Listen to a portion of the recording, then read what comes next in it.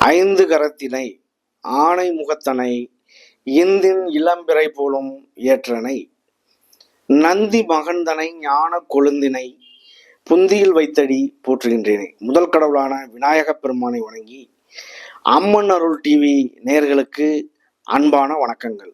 உங்கள் பாரம்பரிய அருள்வாக்கு ஜோதிடர் பாலசுப்ரமணியன். அடியனின் அன்பு வணக்கங்கள். என்றும் குருவழியில் குருவை நேசிப்போம், குருவை போற்றுவோம். இப்போ நம்ம எதை பத்தி பார்க்க போறோம் அப்படின்னா, குரு பெயர்ச்சி. இந்த குரு பெயர்ச்சி ஆகிறது 1/5/2024. இந்த குரு பகவான் பாத்தீங்க அப்படின்னா வருஷத்துல ஒரு முறைதான் அவருடைய பெயர்ச்சி. குருவினுடைய பயண காலம் ஒரு ராசியில இருந்து இன்னொரு ராசிக்கு பெயர்ச்சி ஆகிறது ஒரு வருட காலங்கள். இப்ப 2023 அவர் பெயர்ச்சி ஆகி அப்போ பாத்தீங்க அப்படின்னா இந்த 2023 நீண்ட நாள் பயணம் செய்யக்கூடிய கிரகங்கள் எல்லாமே பெயர்ச்சி ஆயிடுச்சு. இந்த 2024 நீண்ட நாள் பயணம் செய்யக்கூடிய கிரகங்கள்ல ஒண்ணு அப்படின்னா அது குரு பகவான். குரு பகவான் இந்த 1/5/2024 பெயர்ச்சி ஆகிறார். அதாவது தமிழ்ல பாத்தீங்க அப்படின்னா சித்திரை மாதம் 18ஆம் தேதி. சித்திரை மாதம் 18ஆம் தேதி புதன்கிழமை பகல் 2:29 அவர் பெயர்ச்சி ஆகிறார். பெயர்ச்சி ஆகி அவரு காலபுருஷ தத்துவப்படி மேச வீடான 1வது வீட்டுல மேச வீட்டுல இருந்து ரிஷப வீட்டுக்கு பெயர்ச்சி ஆகிறார். அவர் பெயர்ச்சி ஆகி அவருடைய குருவினுடைய பார்வை பாத்தீங்க அப்படின்னா 5ஆம் பார்வை, 7ஆம் பார்வை, 9ஆம் பார்வை. இந்த குரு இருக்கக்கூடிய இடத்தை விட பார்க்கக்கூடிய பார்வைக்கு பலன் அதிகம். குரு பார்த்தால் கோடி நன்மை நம்ம பார்த்திருக்கோம் எல்லாருமே. இதுக்கு முன்னாடியும் நம்ம பார்த்திருக்கோம். இப்போ பாத்தீங்க அப்படின்னா வருஷத்துல ஒரு முறைதான் இந்த குரு பகவான் பயிற்சி ஆகிறாரு.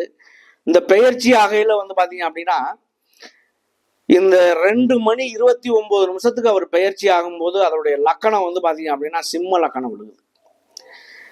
சிம்ம லக்கணம் பூர நட்சத்திரம் 2ஆம் பாதத்துல விழுகுது. சூரியன் பாத்தீங்க அப்படின்னா பரணி நட்சத்திரம் 2ஆம் பாதத்துல மேச வீட்டுல. சூரியனுடைய நிலை பாத்தீங்க அப்படின்னா இப்ப இந்த குரு பயிற்சி அப்ப உச்சம், சூரியனுடைய நிலை உச்சம் அடையுது.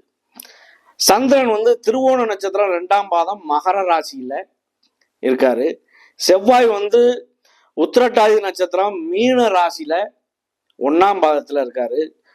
புதன் பாத்தீங்க அப்படின்னா ரேவதி 2ஆம் பாதத்துல மீன ராசியில இருக்காரு. குரு பாத்தீங்க அப்படின்னா கார்த்திகை நட்சத்திரம் 2ஆம் பாதத்துல ரிஷப ராசியில இருக்காரு. சுக்கிரன் பாத்தீங்க அப்படின்னா அஸ்வினி நட்சத்திரம் 3ஆம் பாதத்துல இருக்காரு. சனி பகவான் பாத்தீங்க அப்படின்னா பூரட்டாதி நட்சத்திரம் 1ஆம் பாதத்துல கும்பராசியில இருக்காரு. ராகு ரேவதி நட்சத்திரத்துல இருக்காரு. கேது பாத்தீங்க அப்படின்னா ஹஸ்த நட்சத்திரம் 4ஆம் பாதத்துல இருக்காரு. இப்படி இந்த கிரகங்களுடைய அமைப்பு இந்த குரு பெயர்ச்சி ஆகும்போது இந்த அமைப்புல இருக்கு. இந்த அமைப்புல இருந்தா ஒவ்வொரு ராசிக்கும் என்ன பலனை கொடுப்பார் அப்படிங்கிற ஒரு விஷயத்த நம்ம விரிவா பார்க்க போறோம். அன்பார்ந்த கடகராசி அன்பர்களே, கடகராசி அப்படின்னாலே எப்பவுமே ஒரு பரிவும் பக்குவமும் கொண்ட ஒரு நபரா இருப்பாங்க. இந்த கடகராசி தாய் குணம் கொண்ட அப்படின்னு சொல்லி நம்ம சொல்லுவோம். தாய் குணம் அப்படிங்கிறது ஏன் சொல்றோம் அப்படின்னா, கடகராசியிலுடைய ராசிநாதன் பாத்தீங்க அப்படின்னா சந்திரன்.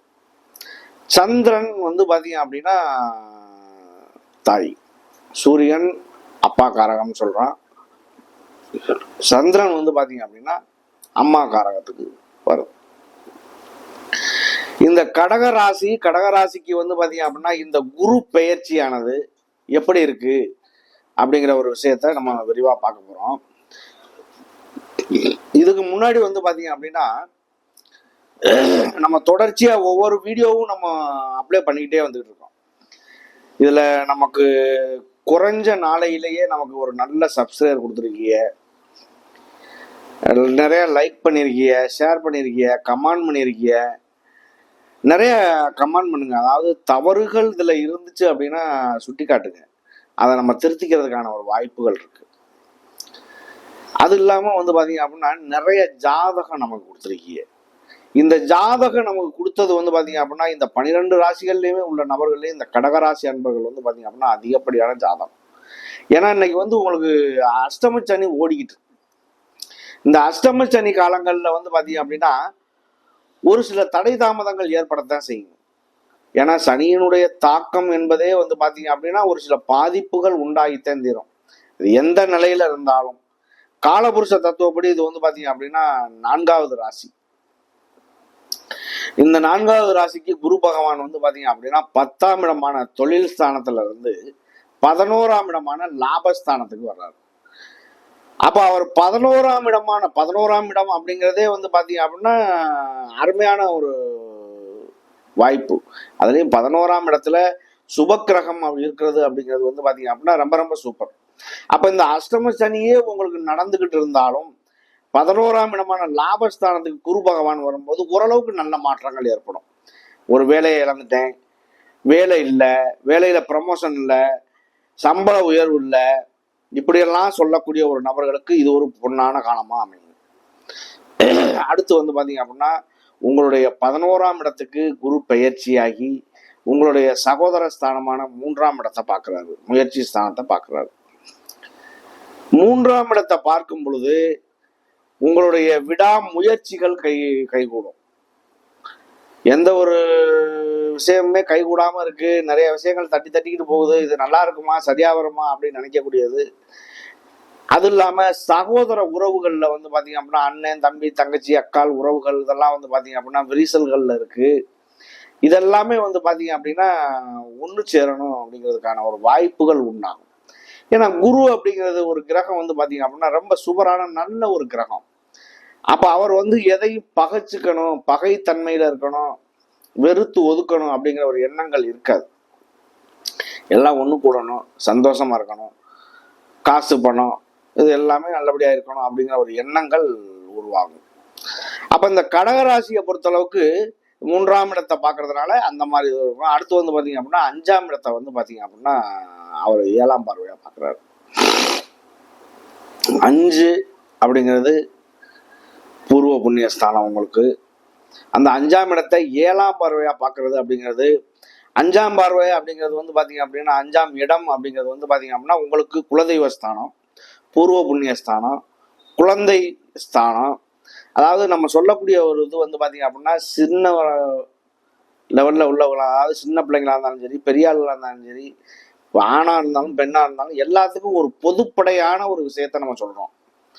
இந்த குரு பெயர்ச்சி ஆகப்பட்டது 12 ராசிக்கும் ஒரு பொதுவான ஒரு விஷயத்தை நம்ம சொல்றோம்.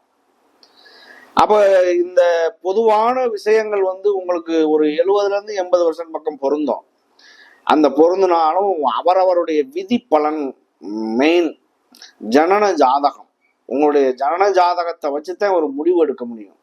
அது இல்லாம இன்னைக்கு நடக்கக்கூடிய தசாபுத்தி காலங்கள், தசாபுத்தி இன்னைக்கு என்ன நடக்குதோ அதுக்கு தகுந்த பலன் தான் இன்னைக்கு கண்டிப்பா உண்டு. ஏன்னா பழைய ஒரு நேரத்துல பணங்காசே இல்லாம இருந்திருப்பிய, இன்னைக்கு நடக்கக்கூடிய தசாபுத்தி வந்து பாத்தீங்க அப்படின்னா நல்லா நடக்கும். அப்போ அது வந்து பாத்தீங்க அப்படின்னா கண்டிப்பா உங்களுடைய உயர்வுக்கு சந்திக்கும். அது இல்லாம இந்த கிரகங்களுடைய கோச்சாரம், கிரகங்களுடைய அமைப்பு எங்கெங்க இருக்கு, லாபஸ்தானத்துல இருக்கா, நஷ்டத்துல இருக்கா, என்னங்கிறத பார்த்துட்டு சுபஸ்தானம் அசுபஸ்தானம் இதெல்லாம் நம்ம பாக்குறோம்ல, அப்படி பார்த்து அருமையான இடத்துல இன்னைக்கு கடகராசிக்கு வந்து 11ஆம் இடமான லாபஸ்தானத்துல குரு பகவான் வர்றதுனால நல்ல ஒரு மாற்றங்கள் ஏற்படும். 7ஆம் பார்வையா உங்களுடைய 5ஆம் இடத்தை பார்க்கறதுனால காதல் திருமணங்கள் கண்டிப்பா கைகூடும். உங்களுடைய நீண்ட நாள் இழுபறியில இருக்கக்கூடிய திருமணங்கள் எல்லாம் வந்து பாத்தீங்க அப்படின்னா கைகூடும். அது இல்லாம வந்து பாத்தீங்க அப்படின்னா அவரவர் வந்து கல்யாணத்துல வந்து தடை தாமதம் இருந்துச்சு, நம்ம ஒண்ணுமே பண்ண முடியல, தோஷத்துல இருந்துச்சு, இந்த தோஷத்தை நிவர்த்தி பண்ணணும் அப்படின்னு சொல்லக்கூடிய ஒரு இடமா இருந்தாலும் தோஷத்தினுடைய இடத்த குரு பகவான் பார்க்கிறாரு அப்படின்னா அவருடைய பார்வை பட்டாலே வந்து பாத்தீங்க அப்படின்னா ஒரு நல்ல விஷயம் நடந்துடும். அப்படிப்பட்ட கிரகம் தான் குரு பகவான். அப்ப அப்படிப்பட்ட நேரம் உங்களுக்கு 11ல இருக்கு அப்படின்னா 11ஆம் இடம் இருக்கு, 11ல இருந்து 3ஆம் இடம், 5ஆம் இடம், உங்களுடைய 7ஆம் இடம், இதெல்லாமே வந்து குரு பகவான் பாக்குறாரு. உங்களுடைய 5ஆம் இடத்தை வந்து பாக்குறதுங்கிறது பூர்வ புண்ணியஸ்தானம், 7ஆம் இடத்துங்கிறது கலத்திர ஸ்தானம், 7ஆம் பார்வை அப்படிங்கிறது கலத்திர பார்வை. அப்ப திருமணம் ஆகாத நபர்களுக்கு திருமணங்கள் கண்டிப்பா ஆகும். ஆண் பெண் யாரா இருந்தாலும். அது இல்லாம வந்து பாத்தீங்க அப்படின்னா, அதாவது திருமணம், ஒரு சிலர் திருமணமாகி கருத்து வேறுபாடுகள்ல பிரிஞ்சிடுறாங்க. அப்படி பிரிஞ்சவங்க டைவர்ஸ் ஆயிடுறாங்க. அந்த மாதிரி உள்ள ஒரு உறவுகள் கூட வந்து பாத்தீங்க அப்படின்னா மறுமணம் பண்றதுக்கான ஒரு வாய்ப்புகள் கூட இதுல உண்டு. அந்த மாதிரி ஒரு கால சூழ்நிலைகள் வந்து அமைய வாய்ப்பு உண்டு. உங்களுடைய 9ஆம் இடமான பாக்கியஸ்தானத்தை பார்க்குறாரு. உங்களுடைய ராசிநாதன் அதாவது சந்திரன் வந்து பார்த்தீங்க அப்படின்னா உங்களுக்காக 7ஆம் இடமான மகர ராசியிலிருந்து உங்களுடைய சொந்த வீட்டையே வந்து பார்த்தீங்க அப்படின்னா 7ஆம் பார்வையாக பார்க்குறாரு. அதுவே வந்து ஒரு பெரிய விஷயம். அப்போ அவர் பார்க்குறாரு அப்படின்னா அந்த 9ஆம் இடத்தையுமே வந்து பார்த்தீங்க அப்படின்னா 7ஆம் இடத்தை உங்களுக்காக 7ஆம் இடம் மகர ராசி, அந்த 7ஆம் இடத்தை வந்து பார்த்தீங்க அப்படின்னா 9ஆம் பார்வையாக பார்க்குறாரு குரு பகவான். அப்போ 9ஆம் பார்வையாக பார்க்கும்போது அப்பாவினுடைய சொத்துக்கள், அப்பா வழியில வரக்கூடிய பண வரவுகள், பங்கு பிரிச்சு அப்பா வந்து இந்தப்பா உனக்கு அப்படி உனக்கு உனக்கு அப்படி கொடுக்குறாருன்னு வச்சுக்கோங்க. அந்த மாதிரி ஒரு விஷயங்கள், கோர்ட்டு கேஸு வம்பு வழக்கு இந்த மாதிரி எல்லாம் இருந்த ஒரு விஷயங்கள், நீங்க குடுக்கல் வாங்கல் பண்ணி பண வரவு செலவுகள் பண்ணுன இந்த மாதிரி ஒரு விஷயங்கள் எல்லாமே கைகூடணுங்கிறது கணக்கு. குருவினுடைய பார்வை பட்டுட்டாலே ஒரு நல்ல கெட்ட விஷயம் கூட அதுவே சுபமா மாறுறதுக்கான ஒரு வாய்ப்புகளா அமையும். அப்ப இதை பொறுத்தளவுக்கு இந்த குருவினுடைய பார்வை உங்களுடைய 7ஆம் இடத்தையும் பார்வையிடுறதுனால அந்த பூர்வ புண்ணிய ஸ்தானங்கள் கண்டிப்பா இருக்கும். அப்பாவினுடைய சொத்துக்கள் கண்டிப்பா கிடைக்கும். நான் அப்பா விட்டு சண்டை போட்டு வந்துட்டேன், அப்பா விட்டு வெளியில வந்துட்டேன், அம்மா விட்டு வெளியில வந்துட்டேன், எனக்கு கிடைக்குமா, இன்னைக்கு நான் கஷ்ட சூழ்நிலையில இருக்கேன், எனக்கு ஏதாவது கிடைக்கிறதுக்கு வாய்ப்பு இருக்கா? நிறைய பேர் அப்படிப்பட்ட ஒரு நபர்கள் எல்லாருக்குமே இந்த ஒரு காலகட்டம் வந்து பாத்தீங்க அப்படின்னா கைகூடும். அப்ப அவங்களுக்கு இந்த ஒரு வாய்ப்புகள் வந்து ஒரு பொன்னான ஒரு வாய்ப்புகளா கிடைக்கிறதுக்கான வாய்ப்பு உண்டு. உங்களுக்கு இதுவரைக்கும் 10ல வந்து குரு இருந்தார். 10ல வந்து குரு இருந்து வந்து பாத்தீங்க அப்படின்னா அவரு குரு பகவான் இருந்து உங்களுடைய 2ஆம் இடமான தனஸ்தானத்தை பார்த்துக்கிட்டு இருந்தாரு. 10ஆம் இடத்துல அவர் இருக்கும்போது வந்து பாத்தீங்க அப்படின்னா கண்டிப்பா வந்து ஒரு சில தொழில்கள் பாதிக்கப்பட்டிருக்கும். என்ன 10ல வந்து குரு இருக்காரு, எப்படி பாதிக்கப்படும் அப்படிங்கிற ஒரு இது வந்து பாத்தீங்க அப்படின்னா, இப்ப நம்ம இந்த இதுக்கு சொல்றேன் அப்படின்னா கடகராசி ஒரு பொதுவான பலனத்தை நான் சொல்லிக்கிட்டு இருக்கேன். உங்களுடைய விதி ஜாதக அமைப்புல என்னென்ன பலன் இருக்கோ, இப்ப லக்னாதிபதியோ ராசி அதிபதியோ நல்லா இருந்தால் எத்தனை கெட்ட கிரகங்கள் பார்த்தாலும் அவரை ஒண்ணுமே பண்ணாது. இதே லக்னாதிபதியோ ராசி அதிபதியோ கெட்டு போயிட்டால் எத்தனை நல்ல கிரகங்கள் அவனை பார்த்தாலும் பலன் அளிக்காது. அப்ப அவருடைய விதி பலன் என்ன, என் வாழ்க்கையில நான் பிறந்ததுல இருந்து கஷ்டம்தான் பட்டுக்கிட்டு இருக்கேன்னு சொல்றவங்களையும் நம்ம பார்த்துருக்கோம். பிறந்ததுல இருந்து அவங்க அப்பா நல்லா சம்பாரிச்சு வச்சிருப்பாரு, பிறந்ததுல இருந்து வந்து பாத்தீங்க அப்படின்னா கோடீஸ்வரனாவே இருப்பேன், அப்படி ஆளும் உண்டு.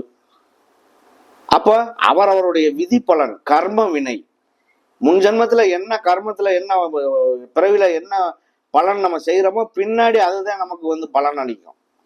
அந்த மாதிரி ஒரு விஷயங்கள் வந்து எல்லாருக்குமே வந்து அமைஞ்சிரும். நல்லபடியானு சொல்ல முடியாது, எல்லாருக்கும் கெட்ட விஷயமா அமையும் சொல்ல முடியாது. விதி மதி கதி நம்ம சொல்றோம். விதியில நல்லாவே இல்லை அப்படின்னாலும் இந்த தசாபுத்தி காலங்கள்ல நல்லா இருக்கணும். அப்படி இந்த தசாபுத்தி காலங்களே சரியா இல்லை அப்படின்னாலும் கோச்சார பலங்கள்ல கிரகங்கள் வந்து எங்கெங்க அமைதோ அதை வச்சு ஒரு நல்லதொரு வாய்ப்புகள் அமைய வாய்ப்பு உண்டு. 10ல வந்து குரு இருக்காரு. 10ல குரு இருந்தால் பதவியும் பறிபோகும் அப்படின்னு சொல்லுவாங்க. அது பதவியும் பறிபோனாலும் அடுத்த ஒரு விஷயங்கள் நல்லதா அமையும். அதுல வந்து பாத்தீங்க அப்படின்னா 10 அப்படிங்கிறது தொழில் ஸ்தானம். தொழில் ஸ்தானத்துல ஒரு குரு பகவான் இருக்காரு அப்படின்னா அங்க ஒரு அசுப கிரகமும் இருக்கு அப்படின்னா ரொம்ப சூப்பரா இருக்கும். ஏன் சொல்றோம் அப்படின்னா வியாபாரம் அப்படிங்கிறது வந்து பாத்தீங்க அப்படின்னா இறக்க சிந்தனை அந்த மாதிரி இருந்துச்சு அப்படின்னா வியாபாரம் பண்ண முடியாது. அதே இது அசுப கிரகம் இருக்குன்னா அவங்க கராரா வியாபாரம் பண்ணுவாங்க. கரெக்டா அந்தந்த வியாபாரம்ங்கிறது வேற, மற்றபடி வந்து தானம் கொடுக்குறாரு ஒருத்தருக்கு அப்படின்னா அதுங்கிறது வேற. அப்போ அவர் வந்து 11ஆம் இடத்துக்கு வரும் பொழுது உங்களுக்கு ஒரு நல்ல ஒரு மாற்றங்கள் வர்றதுக்கான வாய்ப்புகள் உண்டு. சரி, இந்த கடகராசியில வந்து பாத்தீங்க அப்படின்னா புனர்பூசம் பூசம் ஆயில்யம் 3 நட்சத்திரங்கள் இருக்கு. இந்த கடகராசியாவே இருந்தாலும் 3 நட்சத்திரத்துக்கு வந்து 3 நட்சத்திரத்திலையும் இருப்பாங்க ஆள். ஆனா ராசி கடகராசி 3 நட்சத்திரமும் வெவ்வேறு குணங்களை கொண்டுதான் கண்டிப்பா இருக்கும். புனர்பூசம் அப்படிங்கிறது குருவுடைய நட்சத்திரம். அப்ப அவங்க கொஞ்சம் சாதுவா இருக்கிறதுக்கான ஒரு வாய்ப்பு உண்டு. அப்ப குரு பகவான் உங்களுக்காக 11ஆம் இடத்துல வரும்போது உங்களுக்கு அருமையான ஒரு காலகட்டம். வேலையில வந்து பாத்தீங்க அப்படின்னா நல்ல ஒரு மாற்றங்கள் ஏற்படும். வெளியில போறது, வெளியூர்ல போய் சம்பாதிக்கிறது, திருமணங்கள், 2ஆம் திருமணங்கள், பேங்க்ல வரவு செலவு, ஒரு தொழில் பண்றதா இருக்கட்டும், எல்லாமே வந்து ஒரு கைகூடி வரணும். இந்த விஷயம் தான் குறிப்பிட்டு அப்படின்னு இல்லை. உன்னுடைய ஜாதகத்துல என்ன பலன் இருக்கோ, அதாவது லக்னாதிபதி வந்து பாத்தீங்க அப்படின்னா அடிமை வேலை தான் பார்க்கணும் அப்படிங்கிற ஒரு விதி இருந்துச்சு அப்படின்னா அவர் அதை தான் பார்க்கணும். அது மூலியமா தான் அவருக்கு உயர்வு. ஒரு ஓனராவோ முதலாளியாவோ ஆகணும் அப்படிங்கிற ஒரு எண்ணங்கள் இருந்துச்சு அப்படின்னா அவர் அப்படியே டவுன் ஆயிடுவார். அப்ப அவர் வந்து பாத்தீங்க அப்படின்னா ஏதோ ஒரு வகையில கடன், ஏதோ ஒரு பிரச்சனைகள் ஆக வாய்ப்பு உண்டு. இதே ஓனர் ரேஞ்சுக்கு இருக்கணும் அப்படின்னா அவன் வேலை பார்க்கணுங்கிற அவசியம் இல்லை. தொழில் நல்ல டயத்துல தொழில் ஆரம்பிக்கிறான் அப்படின்னா அவனுக்கு 1 2 இரட்டிப்பாயிரும். அவரவருடைய கர்ம வினையை பொறுத்து தான் இது. 2வது வந்து பாத்தீங்க அப்படின்னா இந்த புனர்பூச நட்சத்திரத்துக்கு இந்த குரு பகவான் லாபஸ்தானத்துக்கு வர்றதுனால நல்ல மாற்றங்கள். பூச நட்சத்திரம், பூச நட்சத்திரம் வந்து பாத்தீங்க அப்படின்னா சனி பகவானுடைய நட்சத்திரம். உங்களுக்காக சனி பகவான் வந்து பாத்தீங்க அப்படின்னா 8ஆம் இடத்துல இருந்து உங்களுக்கு அஷ்டம சனி ஓடிக்கிட்டு இருக்கு. ஒரு ராசிக்காக 8ஆம் இடத்துல சனி பகவான் போறாருன்னா அந்த ராசிக்கு அஷ்டம சனின்னு அர்த்தம். இன்னைக்கு உங்களுக்கு அஷ்டம சனி ஓடிக்கிட்டு இருக்கு. அஷ்டம சனி காலங்கள் இருந்தாலும் இந்த லாபஸ்தானத்துக்கு வர்றதுனால வந்து பாத்தீங்க அப்படின்னா ஓரளவுக்கு நல்ல ஒரு மாற்றங்கள் ஏற்படுறதுக்கான ஒரு வாய்ப்பு உண்டு இந்த பூச நட்சத்திரத்துக்குமே. ஆயில்ய நட்சத்திரம், ஆயில்ய நட்சத்திரம் வந்து பாத்தீங்க அப்படின்னா புதனுடைய நட்சத்திரம். புதன் வந்து உங்களுக்கு வந்து 3க்கும் 12க்கும் உள்ள அதிபதி. இந்த 3க்கும் 12க்கும் உள்ள அதிபதி வந்து பாத்தீங்க அப்படின்னா உங்களுக்காக புதன் வந்து நீசம் பெறார். அவர் வந்து நீசம் பெறார். நீசம் பெறும் பொழுது அப்போ என்ன ஆகும், 12க்குள்ள அதிபதியும் 3க்குள்ள அதிபதியும். அப்போ 3 அப்படிங்கிறது வந்து பாத்தீங்க அப்படின்னா சகோதர ஸ்தானம், முயற்சி ஸ்தானம் எல்லாமே. அதுல ஒரு சில தடை தாமதங்கள் ஏற்பட பார்த்தா அதுல கொஞ்சம் கவனமான சூழ்நிலைகள் இருக்கிறது ரொம்ப ரொம்ப அவசியமானது. இந்த குரு பகவான் பெயர்ச்சியாகி அவர் வந்து பாத்தீங்க அப்படின்னா 1 வருஷத்துக்கு ஒரு வாட்டி பெயர்ச்சி ஆகக்கூடிய கிரகம். மற்ற கிரகங்கள் எல்லாமே வந்து பாத்தீங்க அப்படின்னா மாதத்துல பயணம் செய்யக்கூடிய கிரகமா இருக்கு. 1.5 வருஷத்துக்கு ஒரு வாட்டி வந்து ராகு கேது. சனி பகவான் வந்து 2.5 வருஷத்துக்கு ஒரு வாட்டி ஒரு கட்டத்தை கடந்து போய்கிட்டு இருக்காரு. அப்போ இதை பொறுத்தளவுக்கு 3 நட்சத்திரங்களுக்குமே இந்த குரு பயிற்சியானது லாபஸ்தானத்துக்கு வர்றதுனால ஒரு நல்ல மாற்றத்தை தர்றதுக்கான வாய்ப்பு உண்டு. வாய்ப்புகளை பயன்படுத்துங்க. நன்றி, வணக்கம்.